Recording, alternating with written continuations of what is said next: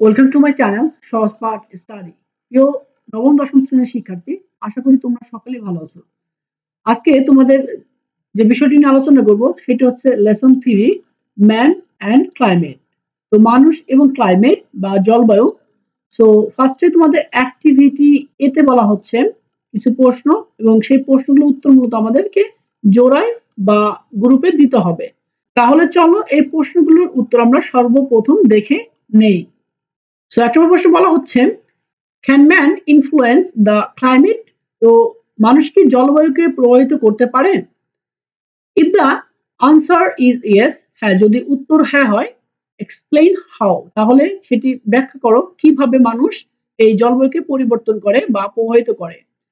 So উত্তরটি হবে yes, হ্যাঁ, বাই বার্নিং ফসল fuels and cutting down trees which release carbon dioxide and increase greenhouse gases. So বলা হচ্ছে জীবাশ্ম জ্বালানি পুড়িয়ে এবং গাছ কেটে যা কার্বন ডাই অক্সাইড মুক্ত করে এবং গ্রিনহাউস গ্যাস বাড়ানোর মাধ্যমে মূলত মানুষ এই ক্লাইমেট বা জলবায়ুকে ইনফ্লুয়েন্স বা প্রভাবিত করে। সো 2 নম্বর প্রশ্ন বলা হচ্ছে, which human activities are responsible for increasing carbon dioxide in the atmosphere? So বায়ুমণ্ডল মানবিক কার্যাবলীগুলি কিভাবে কার্বন ডাই অক্সাইড বাড়ানোর জন্য দায়ী হয়? সো উত্তরটি হবে burning fossil fuels like coal, oil and natural gas, deforestation and industrial activities. Fossil fuels বলতে মূলত জ্বালানি, জীবাশ্ম জ্বালানিকে বোঝানো হয়। তো জীবাশ্ম জ্বালানির মধ্যে কয়লা, তেল এবং প্রাকৃতিক গ্যাস এই সকল বিষয় পোড়ানোর মাধ্যমে বন উজাড়করণ এবং শিল্প কার্যকলাপ বা শিল্প কারখানা স্থাপনের মাধ্যমে মানুষ কার্বন ডাই অক্সাইডের পরিমাণ বাড়িয়ে থাকে। সো এবার 3 নম্বর প্রশ্ন বলা হচ্ছে, how can trees help save our environment? তো গাছপালা কিভাবে আমাদের পরিবেশকে রক্ষা করে? তো এটির উত্তর হবে trees help save our environment to provide oxygen, reducing soil erosion, absorb carbon dioxide and support wildlife as well as maintaining biodiversity. So বলা হচ্ছে গাছপালা অক্সিজেন সরবরাহ করে, মাটি ক্ষয় রোধ করে, কার্বন ডাই অক্সাইড শোষণ করে এবং বন্যপ্রাণীকে সাহায্য করে, পাশাপাশি জীব বৈচিত্র্য রক্ষা করে। সো এখানে অ্যাবজর্ব শব্দের অর্থ মূলত শোষণ করা। সো এবার আমরা দেখবো তোমাদের এই যে একটি প্যাসেজ দেওয়া আছে, তো এই প্যাসেজের সম্পূর্ণ বাংলা অর্থ সহকারে এবার আমরা দেখে নেব। সো এর পরবর্তীতে তোমাদের এই যে বি এর যে একটি অ্যাক্টিভিটি রয়েছে ট্রু এবং ফলস, সো এর পরবর্তীতে আমরা ট্রু এবং ফলসটিও সমাধান করব। সো ভিডিওটি কিন্তু অনেক বড় হবে, আশা করি তোমরা ভিডিওটি প্রথম থেকে শেষ পর্যন্ত দেখবে। সো ডিয়ার স্টুডেন্টস, তোমাদের সুবিধার্থে এই লেসনের কিছু গুরুত্বপূর্ণ কিওয়ার্ডস বা মূল শব্দ দিয়ে দিলাম, তোমরা এখান থেকে একটি স্ক্রিনশট নিয়ে রাখবে। সো এই লেসনের সমস্ত ইম্পর্টেন্ট কিওয়ার্ডস বা শব্দের অর্থগুলো মূলত আমি এখানে দিয়ে রেখেছি, তোমরা এটির একটি স্ক্রিনশট নিয়ে রাখলে তাহলে তোমাদের জন্য পরবর্তী লেসনটি বুঝতে সুবিধা হবে।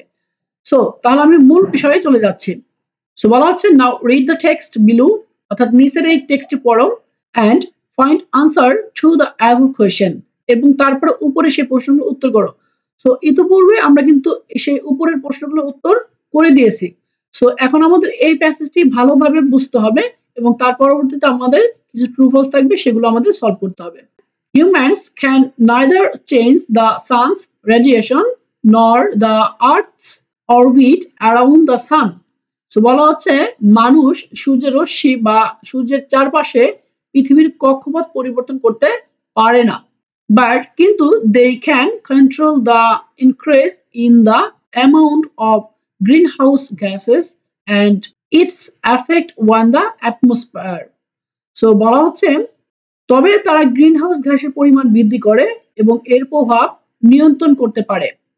Only during the last 100 years has the carbon dioxide concentration been raised alarmingly in the atmosphere, and we humans can be held responsible for this. গত 100 বছরে বায়ুমণ্ডল কার্বন ডাই অক্সাইডের ঘনত্ব সংখ্যাজনকভাবে বেড়েছে এবং আমরা মানুষ এর জন্য দায়ী হতে পারি।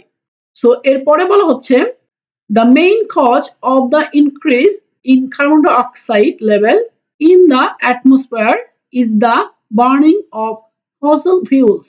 So বায়ুমণ্ডলে কার্বন ডাইঅক্সাইডের স্তরের পরিমাণ প্রধান কারণ হলো বা বৃদ্ধির প্রধান কারণ হলো জীবাশ্ম জ্বালানি পোড়ানো।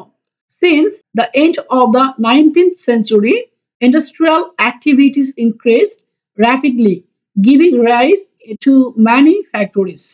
19 শতকের শেষ থেকে শিল্প কার্যক্রম দ্রুত বেড়েছে, যার ফলে বহু কারখানা গড়ে উঠেছে। These factories required energy which was produced through the combustion of coal.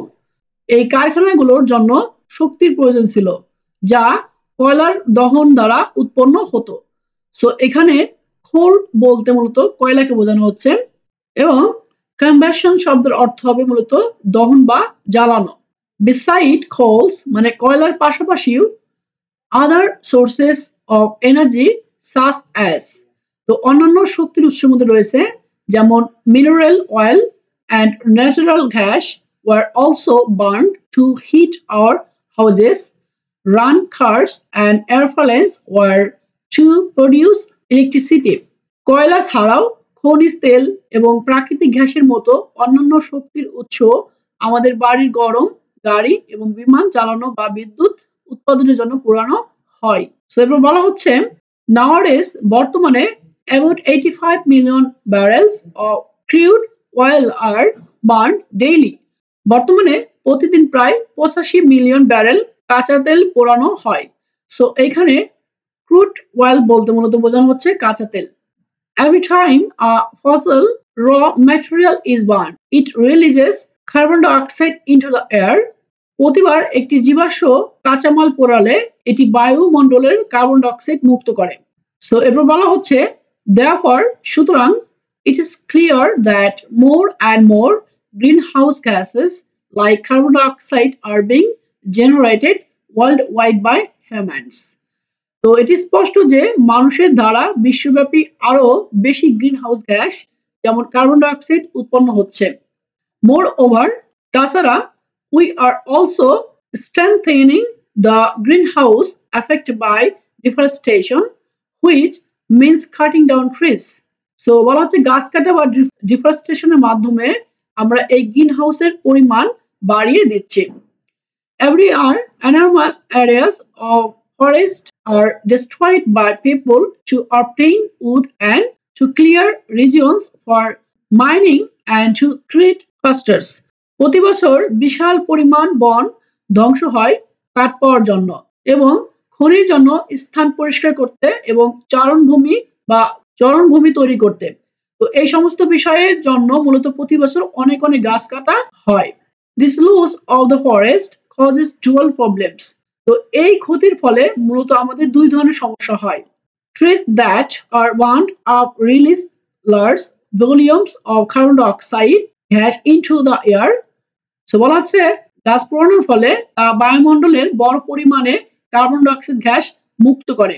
On the other hand, অন্যদিকে as forests absorb a lot of carbon dioxide from the air and deliver oxygen instead.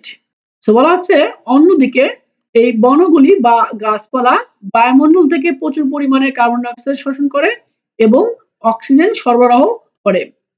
We also destroy an important storehouse of carbon dioxide when we clear forest. So যখন আমরা বন পরিষ্কার করি বা বন উজাড় করে ফেলি তখন আমরা কার্বন ডাইঅক্সাইডের একটি গুরুত্বপূর্ণ মজুদ বা জোগাড় ধ্বংস করে ফেলি। সো ডিয়ার স্টুডেন্টস, এবার আমরা দেখব তোমাদের এই যে বি এর ট্রু ফলস রয়েছে, তো এই ট্রু ফলস এর উত্তরটা আমরা বাংলা অর্থ সহকারে দেখে নেব। সো অ্যাক্টিভিটি বি তে বলা হচ্ছে রিড দ্য স্টেটমেন্টস বিলো, নিচের এই প্রশ্নগুলো পড়ো and say if they are true or false. তো সত্য এবং মিথ্যা হলে সেটি প্রমাণ করো। if the false যদি মিথ্যা হয় give the correct information, তাহলে সঠিক ইনফরমেশন দাও। সো ডিয়ার স্টুডেন্ট, এখানে বলা হচ্ছে যে যেই বিবৃতি বা সেন্টেন্সগুলি কারেক্ট তো সেটিকে আর কারেক্ট করতে হবে না, তো যেটি ফলস বা মিথ্যা তো সেটিকে আমাদের কারেক্ট করতে হবে। সো এক নম্বর বলা হচ্ছে fossil fuels are burned at an alarming rate due to industrialization. তো জীবাশ্ম জ্বালানি শিল্পায়নের কারণে উদ্বেগজনক হারে পোড়ানো হয়।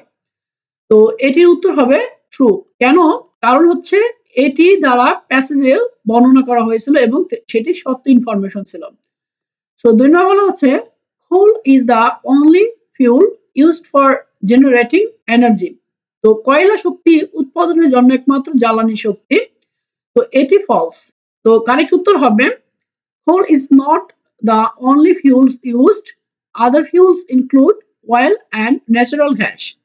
তো কয়লাই একমাত্র জ্বালানি শক্তি নয়, অন্যান্য জ্বালানির মধ্যে রয়েছে তেল এবং প্রাকৃতিক গ্যাস। তো 3 নম্বর প্রশ্ন বলা হচ্ছে at present nearly 85 million barrels of crude oil are used weekly। তো সপ্তাহে প্রায় 85 মিলিয়ন ব্যারেল কাঁচা তেল জ্বালানি হিসেবে ব্যবহার করা হয়। তো এটি ভুল। এটি কারেক্ট উত্তর হবে nearly 85 million barrels of crude oil are burnt daily, not weekly। তো সপ্তাহে নয় বরং প্রতিদিন প্রায় 85 মিলিয়ন ব্যারেল বা কাঁচা তেল জ্বালানি হিসেবে ব্যবহার করা হয়। তো এবার 4 নম্বর প্রশ্নে বলা হচ্ছে deforestation is caused by nature. তো প্রকৃতির দ্বারা মূলত বৃক্ষরোপণ হয়ে থাকে। তো এটি একদমই ভুল। তো কারেক্ট উত্তর হবে deforestation is primarily caused by human activities, not nature. তো প্রকৃতির দ্বারা নয় বরং মানুষের কর্মকাণ্ডের দ্বারা প্রাথমিক অবস্থায় এই ডিফরেস্টেশন বা বৃক্ষ নিধন হয়ে থাকে। তো 5 নম্বর প্রশ্ন বলা হচ্ছে forest help consume carbon dioxide gases from the air. তো বায়ুমণ্ডল থেকে কার্বন ডাইঅক্সাইড গ্যাস শোষণ করতে সাহায্য করে। সো এটি হচ্ছে ট্রু। তো এই হচ্ছে মূলত তোমাদের আজকের আলোচনা। সো পরবর্তী ভিডিওতে দেখাবো এই যে পরবর্তী অ্যাক্টিভিটি সি রয়েছে, তো ম্যাচিং মানে টেবিল এ এবং বি, তো এটি দেখাবো এবং এর পরবর্তীতে এই যে ডি এর যে কাজ রয়েছে তো সেটিও আমি দেখানোর চেষ্টা করব এবং এর পরবর্তীতে যে ই এর যে অ্যাক্টিভিটি সেটিও। তো পরবর্তী ভিডিও দেখার আমন্ত্রণ রইল। Thank you so much for watching this video.